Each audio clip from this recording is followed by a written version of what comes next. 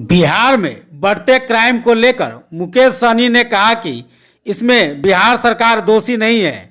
Police प्रशासन को सख्त कदम उठाने की जरूरत है।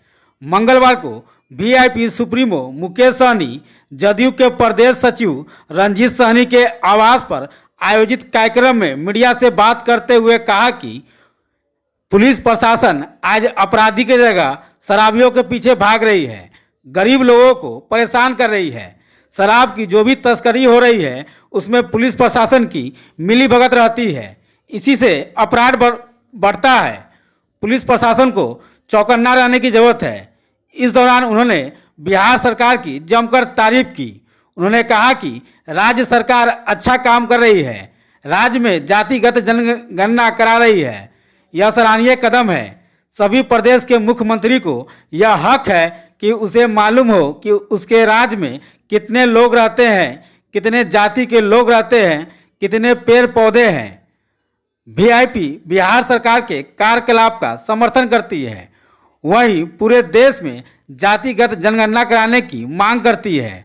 उन्होंने कहा कि जातिगत जनगणना से सभी लोगों को फायदा होगा, इससे दबे कुचले समाज के लोगों का उत्थान होगा। स्वर्गीय मंजीत जी का देहांत हुआ है, इसी कुल में आए हैं। सब हमारे परिवार के लोग हैं, हमेशा पार्टी में मजबूती से खड़ा रहे हैं। आज ऐसे समय में हम लोग घर पे आए हैं, यही एक जिला में दौरा पे हैं और वहाँ रहा कि जब राजनीतिक लेवल पे कुछ है तो समय आएगा तो बात होगा आप लोगों से। एक स्वागत करता है, जिनको भी आना है सब आए, सबको बिहार की धरती पर स्वागत है। यही है, सबसे आग्रह है कि बिहार आइए, बिहार को घूमिए, बिहार को देखिए, बिहार को आगे कैसे बढ़े उसके बारे में सोचिए। और आपके पास दिव्य शक्ति है तो उससे बिहार का भला कीजिए।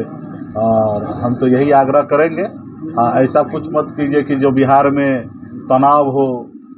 और बाबा है तो बाबा वाला काम कीजिए, बाबा तो सबका है। तो यही कहेंगे, सबका स्वागत है, हम भी स्वागत करते हैं बागेश्वर धाम बाबा को।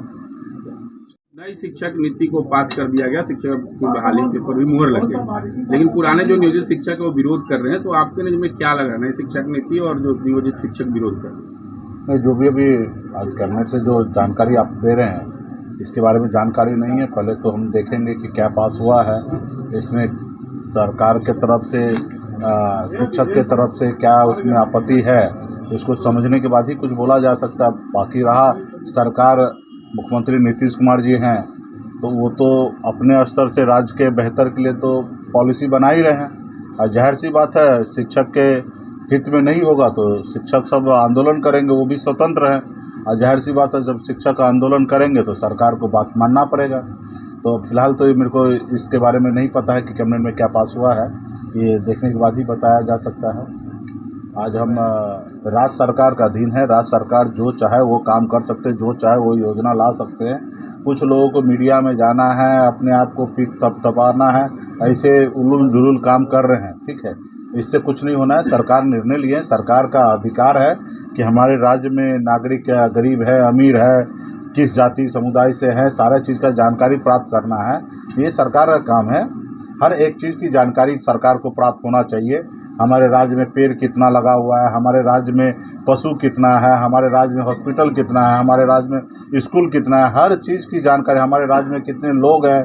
तो ये हर चीज़ की जब जानकारी राज्य का अधिकार है, भारत सरकार का अधिकार है ये सब चीज़ कराना, तो राज्य सरकार कर रहे हैं तो इसमें आपत्ति वाली कोई बात ही नहीं है। ठीक है, कुछ लोगों ने कोर्ट का सहारा लिए है तो जाएंगे और मुझे नहीं लगता इसमें कोई बदलाव है। मुख्यमंत्री जी बहुत ही अच्छा काम कर रहे हैं, बहुत साहसी वाला काम कर रहे हैं कि जातिगत जनगणना करा रहे हैं।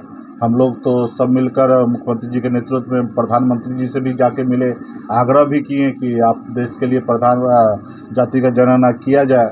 उस समय में माननीय प्रधानमंत्री जी भी आश्वासन दिए थे कि हम करेंगे, लेकिन फिलहाल प्रधानमंत्री जी नहीं किए। तो वो जो काम प्रधानमंत्री जी नहीं किए वो राज्य के मुख्यमंत्री नीतीश कुमार जी कर रहे, तो अच्छी बात है और अच्छा है, इसमें किसी को आपत्ति की कोई आवश्यकता नहीं है। लेकिन कुछ लोग ज़बरदस्ती इस पे अरंगा कर रहे हैं तो खैर उसका कोई लेना देना नहीं है। आप चाहते हैं देश में भी जाति जनगणना? हाँ, देश में क्या, पूरे देश में जातिगत जनगणना हो और दूध का दूध और पानी का पानी हो, सभी पता चले, उस आधार पे सारे विकास का कार्य है, तमाम ऐसी चीज़ें हैं, सामाजिक न्याय की मजबूती के लिए सारे उस सब चीज़ देखकर सारे प्लॉटिंग करने की आवश्यकता है। तो इस पे हमें लगता है कि आने वाले समय में देश में जनगणना इससे पहले भी हो चुका है, ऐसा नहीं है कि नहीं हुआ है, लेकिन किसी त्रुटि के कारण, सही नहीं जनगणना होने के कारण यूपीए सरकार ने उसको रोक लगा दिया था। और वो यूपीए सरकार का निर्णय था कि ये देश में जातिगत जनगणना होना है। और जब से मोदी जी की सरकार आया तो देश में सरकार हो गया मोदी जी की, एनडीए की सरकार हो गया, तो उनका तो फर्ज था कि जो काम पूरा पहले सरकार निर्णय लिया था वो काम किसी कारण सही नहीं था या रुक गया, उस काम को आगे बढ़ाना। तो माननीय प्रधानमंत्री जो अभी प्रेजेंट में है उनको पूरा करना चाहिए। तो अभी राज्य सरकार कर रहे, तो इस पर किसी को आरंगा लगाने की कोई आवश्यकता नहीं है। हो रही है 2-3 रोज से, रोज कल भी एक मजदूर की हत्या हुई थी, परसों भी हो गई, आज भी पेट्रोल पंप दिन दहाड़े लूट लिया गया। क्या कहेंगे, लॉ एंड ऑर्डर फेल है क्या बिहार में? नहीं, ये सब बोलना सही नहीं है। सरकार अपने स्तर पर कर रही है, कहीं पे फेलियर हो रहा है, इसमें सरकार को गंभीर होने की आवश्यकता है, प्रशासन को भी गंभीर होने की आवश्यकता है। खास करके हम जो देख रहे हैं कि सरकार का इसमें कोई दोष नहीं है, प्रशासन जो है वो कहीं ना कहीं वो लापरवाही करते हैं, गरीब लोगों को परेशान करते हैं, दारू वालों के पीछे घूमते रहते हैं। अपराध कहीं ना कहीं अगर दारू का तस्करी होता तो प्रशासन का मिलीभगत रहता है और ऐसी चीज़ को रोकते नहीं है, तो यहीं से अपराध भी बढ़ता है।